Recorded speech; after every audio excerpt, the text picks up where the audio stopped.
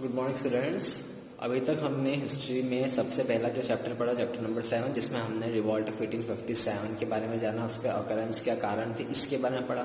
फिर हमने chapter number 8 पढ़ा, जिसमें हमने पॉलिटिकल पार्टी कैसे इन्वॉल्व हुई और कैसे नेशनल अवेकनिंग में एक तरीके से पॉलिटिकल पार्टी का क्या योगदान रहा। क्योंकि कहीं ना कहीं उन्होंने एक ऐसी नींव रख दी थी जिससे जाके आगे होने वाले जितने भी जो लीडर्स थे, पॉलिटिकल लीडर्स थे, उनको एक प्लेटफॉर्म मिला जिससे कि वो देश की आज़ादी के लिए लड़ सके। इसमें सबसे ज़्यादा जो इम्पोर्टेंट रोल प्ले किया था वो था हमारे लिबरल लीडर्स, जिन्होंने उसका एस्टैब्लिशमेंट किया था और उसको आगे बहुत सिग्निफिकेंटली उसको जो हमारे जो एक्सट्रीमिस्ट लीडर्स थे, जो बहुत ज़्यादा एग्रेसिव लीडर्स थे, उनकी वजह से हमें जो पॉलिटिकल ऑर्गेनाइजेशन है उसको एक बहुत अच्छी ताकत मिली। ओके, सो यहाँ चैप्टर में आज हम जो चैप्टर नंबर 9 जो हम स्टार्ट करेंगे, उसमें हम freedom movement and related events, okay, freedom movements कौन कौन से थे जो जिन्होंने बहुत ज़्यादा इम्पैक्ट डाला और उससे रिलेटेड जो इवेंट्स हुए इनके बारे में जानेंगे। Okay,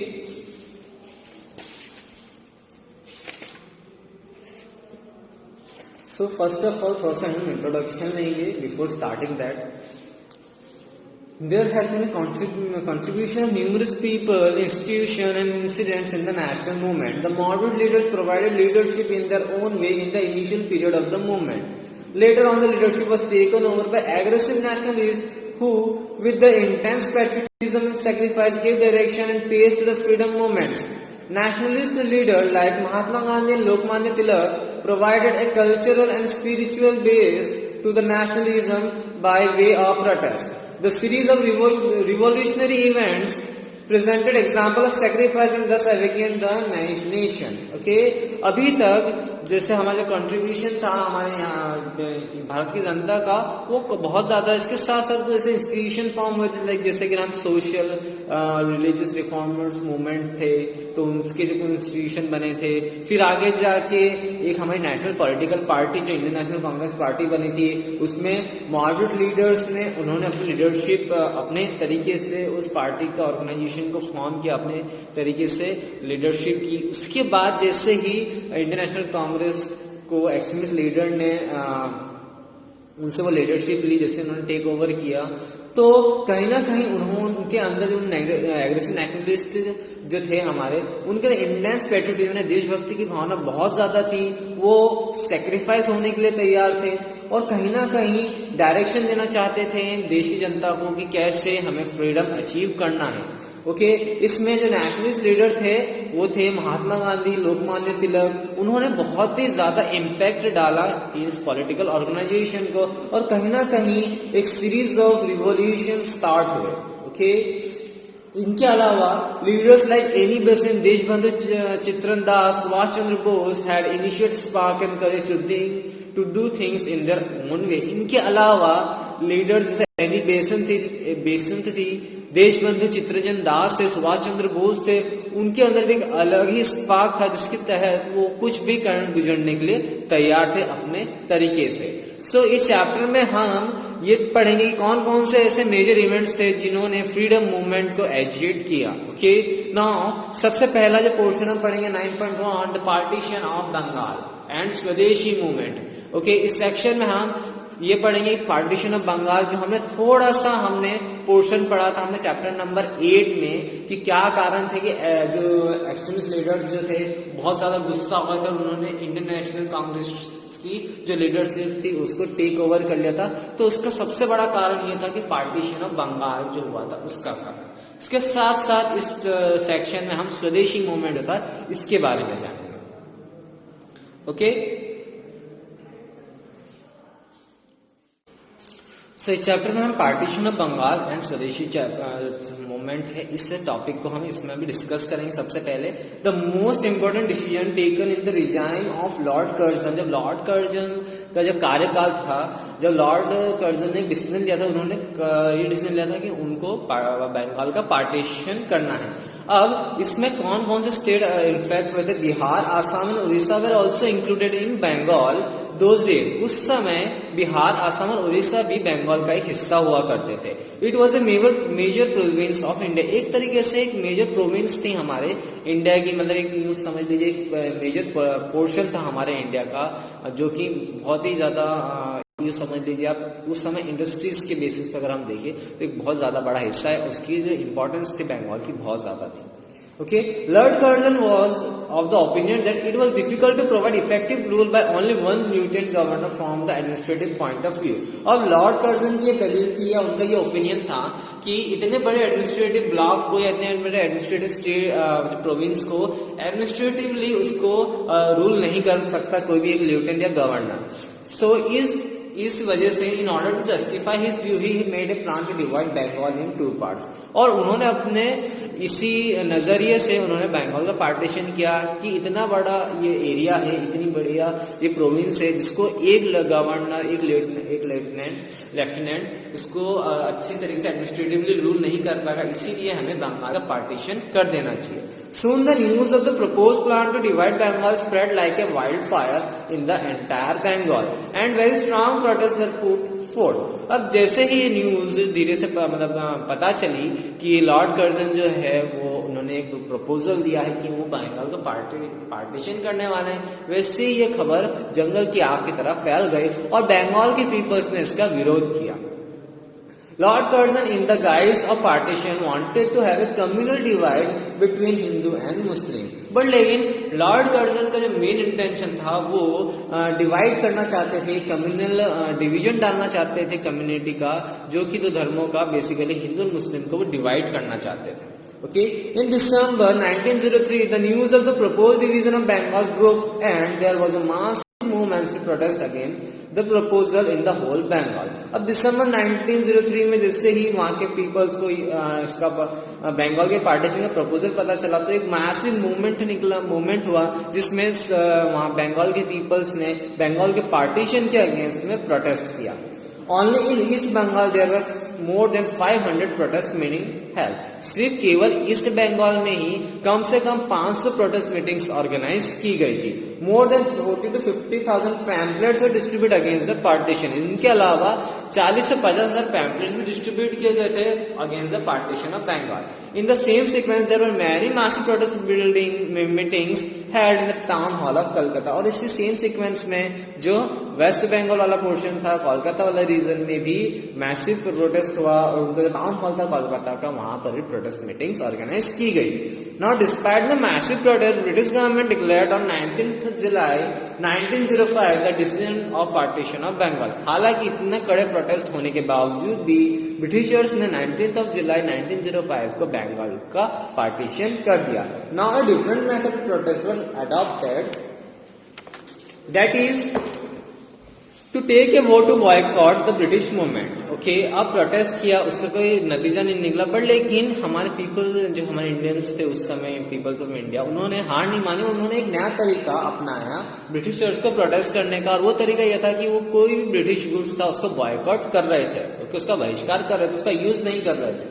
Okay, in a historic meeting held in Town Hall of Calcutta on 7th of August 1905, Swadesh movement was officially announced. Eventually, the partition of Bengal came into effect from 16th of October 1905। अब 7 अगस्त 1905 को ये declare किया कि with the boycott movement हम जितने भी स्वदेशी चीजें हमारे देश में बनी हुई चीजें उन्हीं को ही हम इस्तेमाल करेंगे। एंड इवेंचुअली 16 अक्टूबर 1905 को ऑफिशियली बंगाल का पार्टीशन हो गया। A new provinces were made by combining East Bengal and Assam। These include 3 districts of Rajashahi, Chatgaon and Dhaka।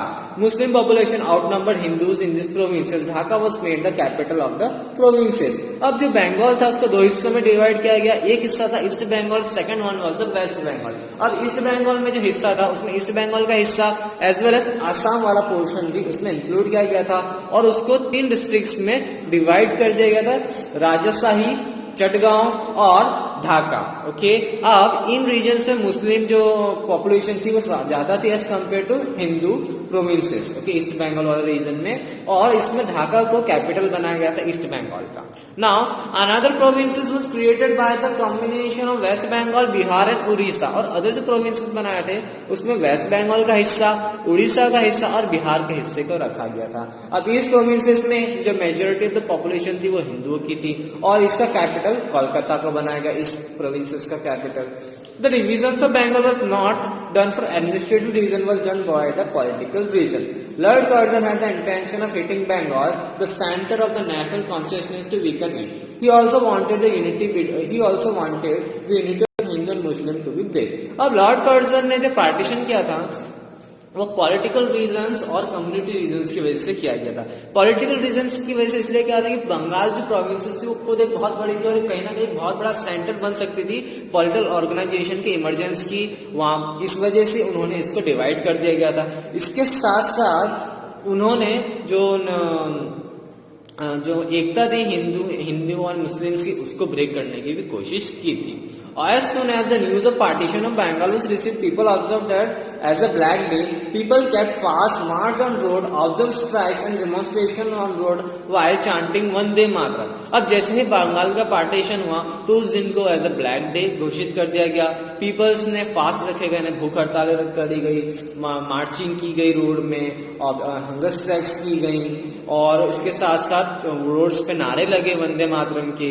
People tied rakis on one another's wrist to convey the British could not succeed in their effort to divide the people and their unity. इसके साथ साथ वहां के लोगों ने एक दूसरे को राखी बांधी, एक तरीके से ब्रिटिशर्स को मैसेज देना कि आप हमारी एकता को भंग नहीं कर सकते। During the moment, Surendranath Banerjee, Krishna Kumar Mishra, पृथ्वीश Chandra Rai, Anand Mohan Bose etc. addressed many public meetings to intensify the voice of protest. Thus, the partition of Bengal gave a new direction to the national movement of the Swadeshi movement. अब इस दौरान सुरेंद्रनाथ बनर्जी थे, कृष्ण कुमार मिश्रा थे, पृथ्वी चंद्र राय थे, आनंद मोहन बोस थे। इन्होंने बहुत सारी जगहों पे पब्लिक मीटिंग्स रखी ताकि इस प्रोटेस्ट को और ज्यादा इंटेंसिफाइड बनाया जा सके। इस वजह से पार्टीशन ऑफ बंगाल एक कहीं ना कहीं एक इम्पोर्टेंट इवेंट था, जिसकी वजह से एक नई दिशा मिली नेशनल मूवमेंट में, और इसी की वजह से स्वदेशी मूवमेंट का इमरजेंस हुआ। अब हम डिटेल में स्वदेशी मूवमेंट्स के बारे में थोड़ा सा जानेंगे। Nationalist leaders had the intention of using swadeshi movement as a weapon to pressurise the British government. The supporters of the Swadeshi were of the opinion that interests of the Indian and the British government are mutually opposite, and it will require to subdue the commercial interest of the British if British government were to be forced to leave India. अब nationalist leader का ये intention था कि हम स्वदेशी movement से हम British government को हम प्रेशराइज कर सकते हैं, एक तरीके से हथियार बन सकता है। इससे होगा क्या कि इसमें स्वदेशी मूवमेंट से एक तो इंडियंस के इंटरेस्ट के तौर पे काम हो जाएगा, हमारा जो हमारे गुड्स है वो ज्यादा से ज्यादा बिकेंगे, as well as British government की इकोनॉमिकली भी कुछ परेशानियां बढ़ेंगी। और इससे क्या होगा कि जो कमर्शियल इंटरेस्ट ब्रिटिश का बढ़ेगा, तो हो सकता है कि ब्रिटिशर्स उनका जब गुड्स यहाँ पे सामान जब नहीं बिकेगा, तो हो सकता है वो इवेंचुअली मजबूरी में उनको इंडिया छोड़ना पड़ सके। Swadeshi brigade believe that to curb poverty and stop the money flowing out of the country, manufacture and use of more और मोर स्वदेशी गुड इज नेसेसरी। अब स्वदेशी ब्रिगेड का ये मानना था कि गरीबी को पूरी तरीके से हटाने के लिए और जो मनी, जो पैसा जो बाहर विदेशों में हमारा जा रहा है, उसको रोकने के लिए कंट्री को खुद ही अपना सामान मैन्युफैक्चर भी करना पड़ेगा, एज वेल एज उसको खुद यूज भी करना पड़ेगा। Okay, in order to execute their plan, nationalists started collecting capital to open up new industries like soap, cloth and mastics, and also to open national banks. Gradually, there were Swadeshi schools established and Swadeshi became a symbol of patriotism. Okay, अब इसका एक और कारण ये था कि जो स्वदेशी जो नेशनलिस्ट थे, उन्होंने चंदा इकट्ठा करना स्टार्ट करा, उन्होंने ताकि एक नई इंडस्ट्री सेटअप कर सके, चाहे वो साबुन की हो, कपड़े की हो, मैस्टिक्स की हो। इनफैक्ट नेशनल बैंक ओपन करने तक के लिए उन्होंने फंड्स इकट्ठा करे ताकि स्वदेशी, ताकि देश का जो पैसा है, जो सामान है, वो यहीं के यहीं बिके और यहाँ के पीपल्स में जो गरीबी है वो पूरी तरीके से खत्म हो सके। और इसके साथ साथ उन्होंने कुछ स्वदेशी स्कूल्स भी स्टैब्लिश करे। धीरे धीरे स्वदेशी एक तरीके का देशभक्ति का एक सिंबल बन गया। A Swadeshi Goods exhibition was organized in 1905 during the Congress Convention. The establishment of Banaras Hindu University was envisaged in the same convention. It stressed the use of Devanagari script. In the Banaras Convention of 1905, Gopal Krishna Gokhale supported Swadeshi movement. In 1905, the first time the Congress Convention in Banaras started with the song of Vande Mataram. This movement gathered momentum in the entire country. अब इसके साथ साथ इन्होंने और भी कुछ करा, जैसे कि स्वदेशी गुड्स एग्जीबिशन ऑर्गेनाइज किया 1905 में। ये जो कांग्रेस की कन्वेंशन हुई तो वहां पे बनारस हिंदू यूनिवर्सिटी के एस्टैब्लिशमेंट की वहां पर प्लान बनाया गया। इसके साथ साथ उन्होंने ये कहा कि ज्यादा से ज्यादा देवनागरी स्क्रिप्ट का यूज किया जाए, जो हमारी जो लिखावट है, जो हम जो लैंग्वेज यूज करते हैं उसको हम देवनागरी कहते हैं, उस स्क्रिप्ट का यूज किया जाए। और उसके साथ जब बनारस में कन्वेंशन हुआ 1905 में का कांग्रेस का, तो वहां पर गोपाल कृष्ण गोखले ने स्वदेशी मूवमेंट का सपोर्ट किया। ओके, इसी दौरान जब 1905 में ही पहली बार हमारे इंडियन नेशनल कांग्रेस की कन्वेंशन में वंदे मातरम का सॉन्ग को गाया गया था। स्वदेशी movement became very popular and flourished in Rawalpindi, Kangar and Haridwar. स्वदेशी मूवमेंट बहुत ज्यादा पॉपुलर हुआ और उसका सबसे ज्यादा जो असर था वो रावलपिंडी, कांगड़ और हरिद्वार में दिखा गया। Syed Haider Raja led this movement in Delhi. अब दिल्ली में सैयद हैदर राजा ने इस मूवमेंट को लेड किया, स्वदेशी मूवमेंट को।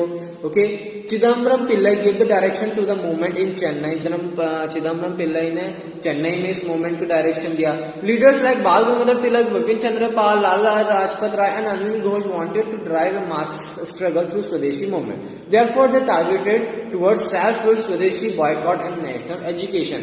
अब इनके अलावा बाल गंगाधर तिलक हो, विपिन चंद्र पाल हो, लाला लाजपत राय हो या फिर अरविंद घोष हो, ये चाहते थे कि इस स्वदेशी मूवमेंट के स्ट्रगल के साथ हम ऐसे टारगेट करें, इस मूवमेंट को ऐसे टारगेट बनाए कि हम अपने एक डिमांड रखें कि हमें अपना खुद का राज चाहिए, सेल्फ रूल चाहिए, ब्रिटिशर्स के गुड्स को बॉयकॉट करना है, स्वदेशी मूवमेंट्स को और ज्यादा अच्छे लेवल पे लेके जाना, और नेशनल एजुकेशन यानी ये एजुकेशन जो हो वो स्वदेशी एजुकेशन हो और ज्यादा से ज्यादा पीपल एजुकेट हो सके। The aggressive leaders had a strong grip on the swadeshi movement. They come forward with the new ideas, plans and thinkings and put it before the people of India. They boycott British clothes but also shun British schools, court styles and government jobs.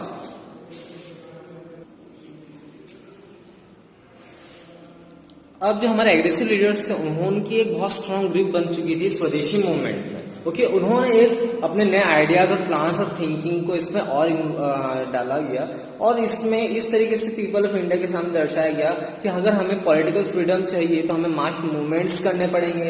इसके साथ साथ हमें सिर्फ protest ही नहीं करना है, हमें Britishers की सारी चीजों को टोटली बॉयकॉट करना। अगर ब्रिटिशर्स की जो इंडस्ट्री जो यहाँ पे सेटअप की गई थी टेक्सटाइल से जो उसका कपड़ा बनता था, तो उनके वो टेक्सटाइल उन क्लॉथ्स को यूज नहीं करना है। ओके, उनके स्कूल्स में, उनके ब्रिटिशर्स के गवर्नमेंट स्कूल्स में नहीं जाना है। ओके, इसके साथ साथ जो गवर्नमेंट जॉब्स ऑफर करते हैं ब्रिटिशर्स वो भी हमें नहीं करना है। The aggressive leaders like Arvind Ghosh advocate the path of violent protest in case British government choose the path of suppress. उसी दौरान जो अरविंद घोष थे बहुत ज्यादा एग्रेसिव थे और उनका ये कहना था अगर ब्रिटिशर्स हमें वायलेंटली अगर हमारे मूवमेंट्स को दबाना चाहते हैं तो हमें भी वायलेंस का सहारा लेना पड़ेगा। This movement popularize the boycott of foreign clothes the most. अब इस मूवमेंट की वजह से क्या हुआ, बॉयकॉट मूवमेंट में सबसे ज्यादा जो बॉयकॉट हुआ वो विदेश से आया हुआ कपड़ा बॉयकॉट हुआ, या फिर ब्रिटिश गवर्नमेंट जो कपड़ा जो बनाते थे वो सबसे ज्यादा बॉयकॉट हुआ। Women boycotted foreign made bangles and utensils. Washermen refused washings of foreign made clothes. Even the temple refused to offer sweets to the god which were made with sugar made in foreign countries.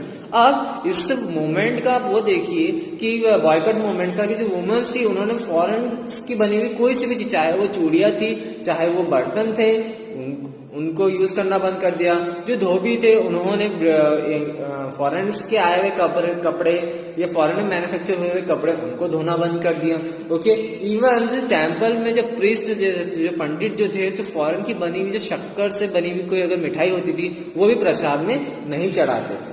Okay, The widespread movement strengthened the feeling of Swaraj in the Indian movements और in the Indian minds। और जो movement इस तरीके से सार्वजनिक तौर पे इतना फैल गया, कहीं ना कहीं इंडियन माइंड्स को स्वराज की जो फीलिंग थी वो आने लगी थी, हमें पूर्णतः हमें जो है हमें फ्रीडम चाहिए।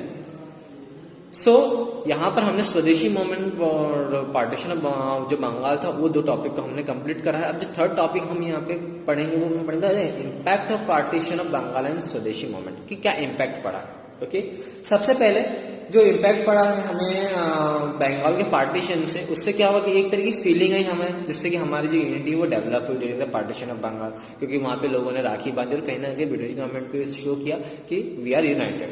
Now second one is the people developed respect for swadeshi goods which revived and regenerated the traditional industries like handloom, silk, weaving and other traditional handicraft। अब जो हमारी जो ट्रेडिशनल इंडस्ट्रीज थी जिसको बहुत बड़ा सेटबैक लग चुका था, कहीं ना कहीं पीपल्स वापस से स्वदेशी मूवमेंट की वजह से अपने गुड्स को रेस्पेक्ट करने लगे, उनको अपनाने लगे, खरीदने लगे, जिससे क्या हुआ जो हमारे हैंडलूम इंडस्ट्रीज थी, सिल्क वीविंग इंडस्ट्रीज थी वो वापस से पटरी पर आ गई, वापस से उनका कारोबार चलने लगा। Now the feeling of self reliance developed due to the partition of Bengal. This movement was closely associated with self-reliance and self-sufficiency. People developed feeling that they should come forward for their own progress. The Swadeshi movement of indigenous industries came into existence। और जो partition of Bengal में उससे कहीं ना कहीं self reliance की एक feeling आने लग गई कि हमें अपने लिए खुद ही लड़ना पड़ेगा, कोई दूसरा कोई व्यक्ति नहीं आएगा कि हमें आजादी दिला दे हमें। इसलिए वहां पे बंगाल के पीपल्स को सेल्फ रिलायंट और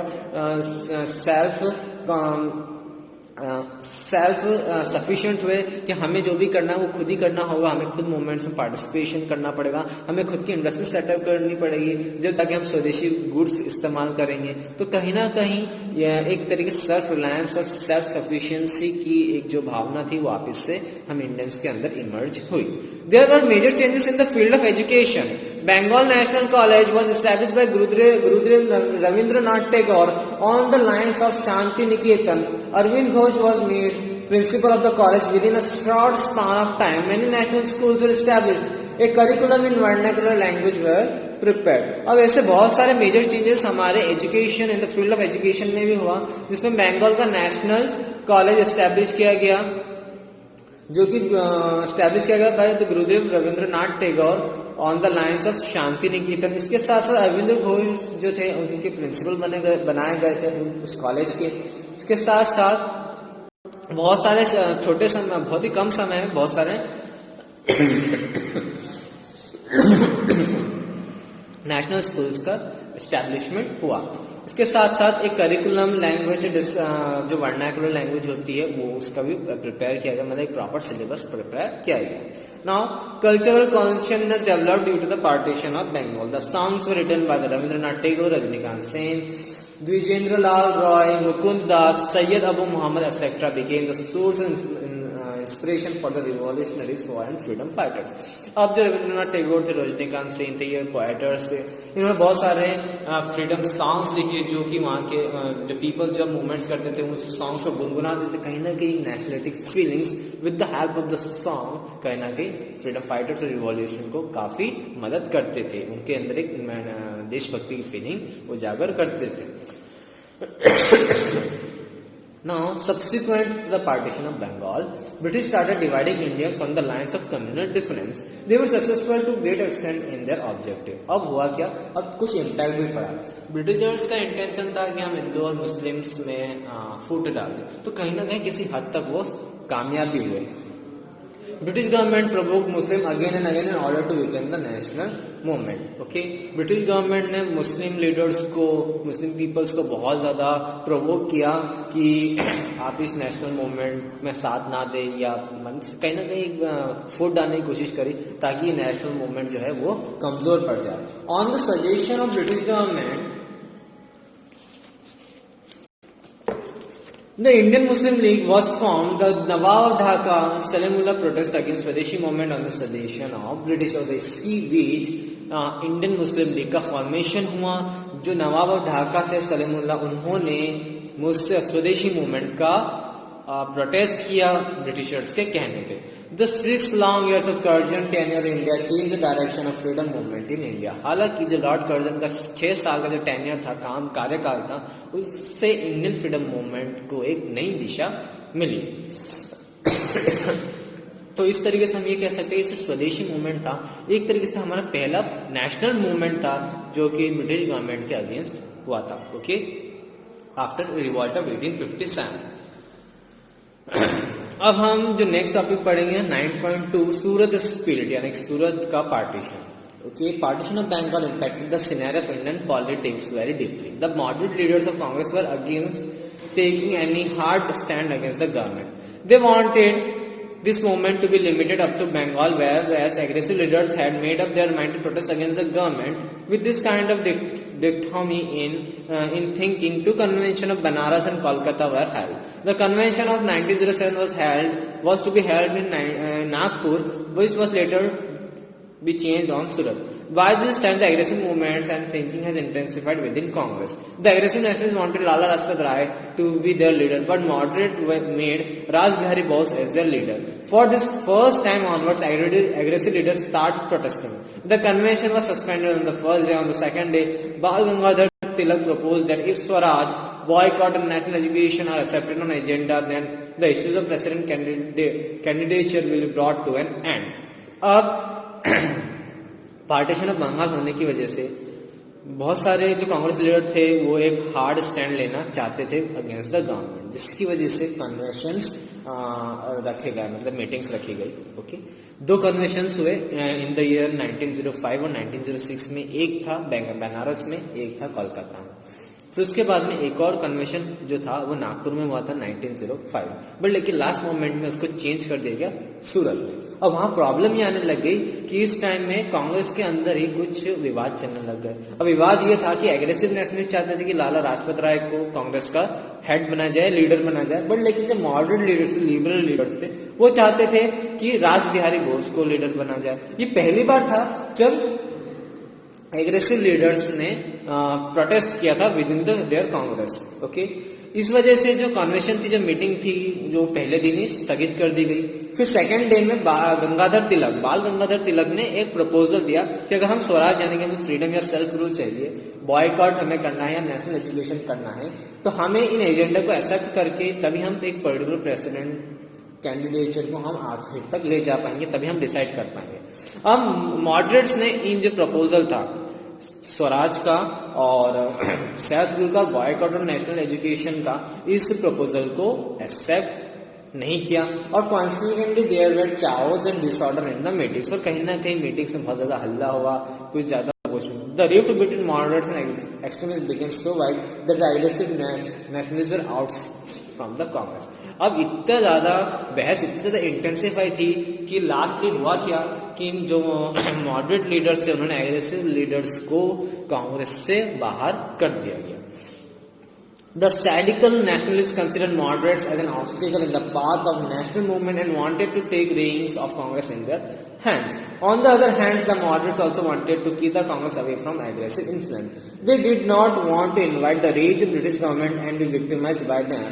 This was also a reason for moderates to get Congress rid of aggressive nationalists.